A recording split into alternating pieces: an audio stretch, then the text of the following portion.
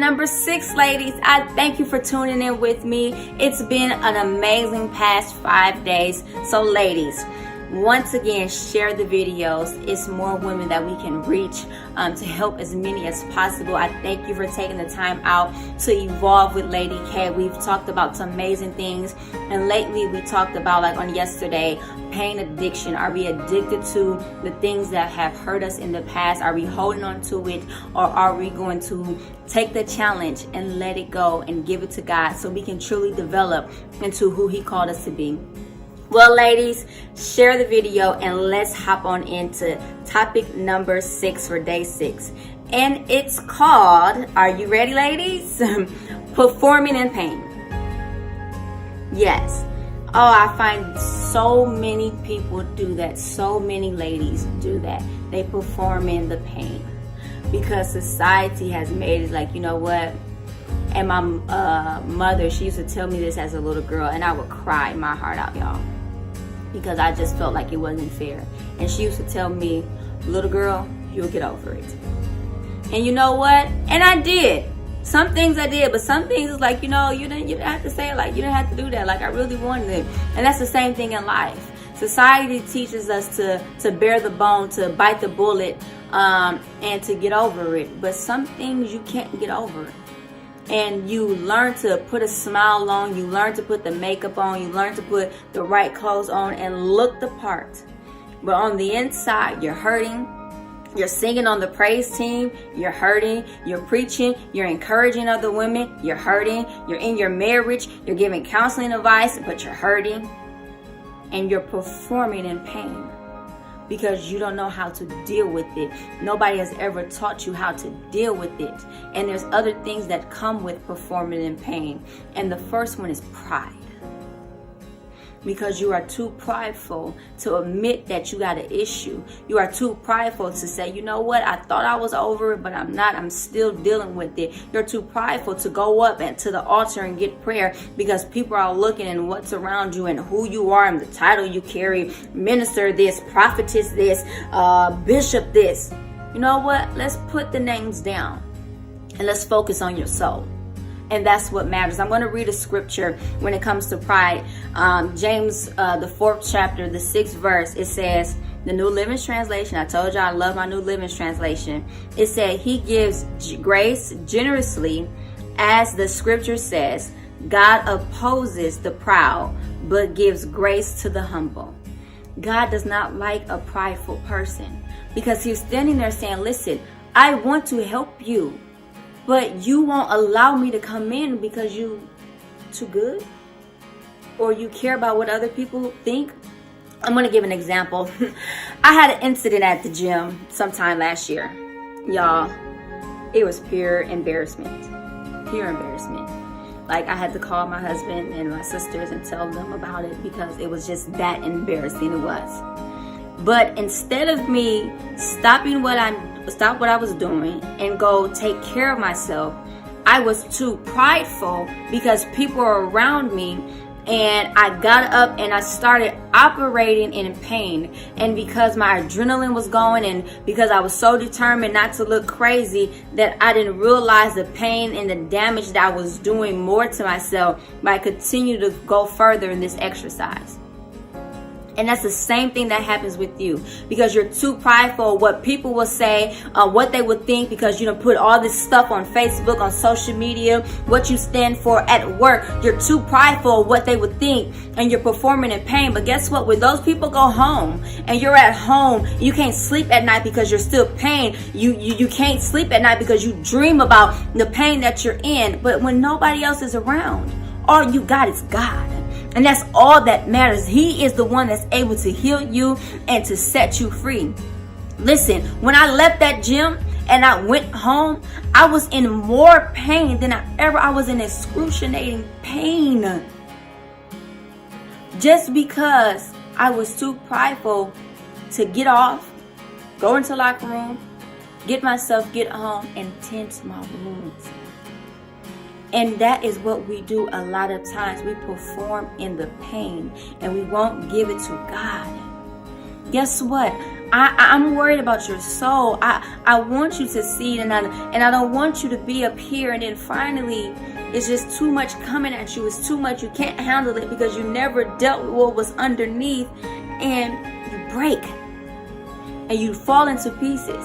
That's why people say I have a complete meltdown.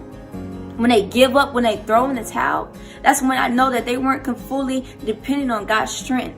They weren't allowing him to have his way in their life. They were still holding on. And a lot of times we're too scared to trust God and to give it over to him. And that's when it goes right back into that pain addiction. It's like, you know what, God, I give you this part of my heart, but I'm going to keep this. I'm going to give you this part, but I'm not ready to let you have this. But you know what? I'm still going to get up and perform and tell people that I trust you and I really don't. I'm going to sit up here and tell people I have faith and I really don't. Because you're performing in pain. And guess what?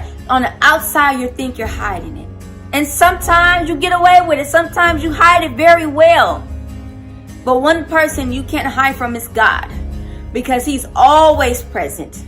He's always present. So why not just give it to him? Put your pride down to the side.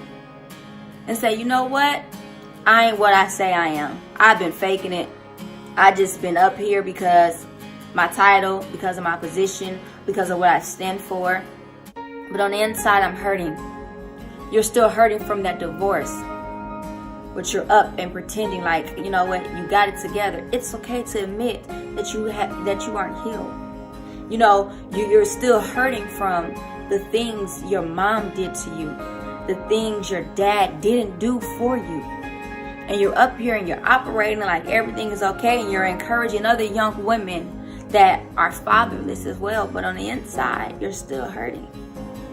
And on the inside you can't look at yourself in the mirror because you'll see the pain. You can't deal with yourself.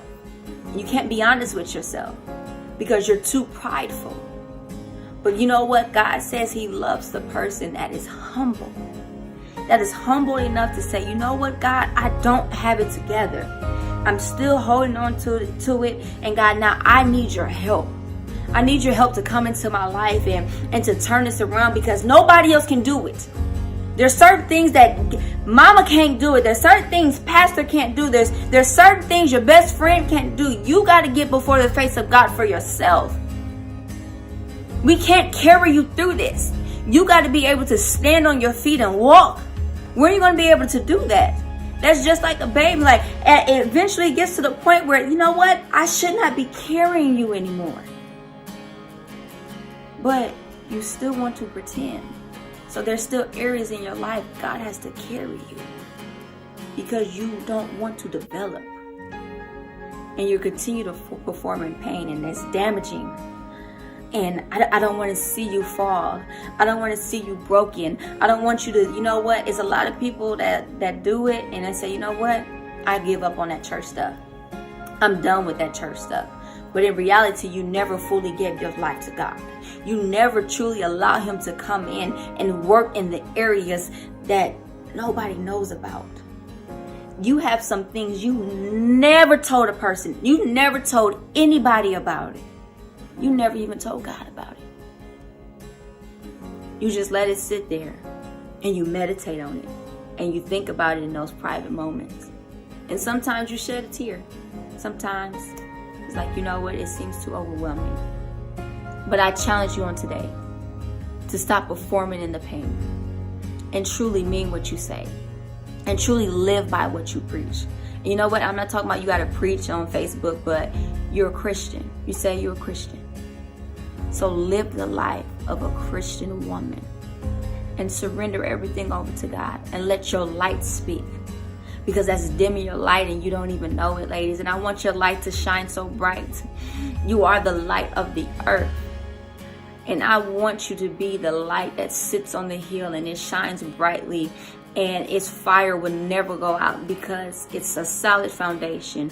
It's on, you know, it's there and it's not moving because you know what you've been through. And you know, could nobody heal you but God. And experience lasts more than what you heard and what you've seen. But what you experience personally Those moments with God that you experience personally, can't nobody take you from that. Can't nobody take that from you. And so, ladies, on today, I challenge you to let it go and stop performing, stop acting, and admit where you are and allow God to come in and heal you. And ladies, I'm excited. It's all I'm telling you, ladies. It's a process. I'm leading you. I'm taking you somewhere. Just do what I say. Just follow along. And you will see by the time we get to day 15, how you have allowed God to come in, to move, to shift, and turn some things around so that you can evolve into the woman of God He has called you to be. So ladies, that was day 6, performing in pain. We've dealt with dealing with the addiction. We done got that out the way. And now we were performing in pain. Now we can be honest and say, you know what? I'm not where I say I am, but I'm allowing God to heal me and to bring me through. And I'm going to be at that process. It's as bad as you want it. And I've heard this this example. When the natural sense, when you don't eat, you get hungry. But in the spiritual world, the more you pray, the more you get in your word, the hungrier you will get. And the more you'll see God transform and come into your life in ways that you didn't even imagine. He will move so fast and heal you so fast. It doesn't take a long time. He's a miracle worker. And you got to believe Him for that and allow Him to come in and do what only He can do. So ladies, I thank you for taking the time to tune in on today. Join us tomorrow for day 7. We have another amazing topic. And once again, share the video and I will see you tomorrow. Bye-bye, ladies.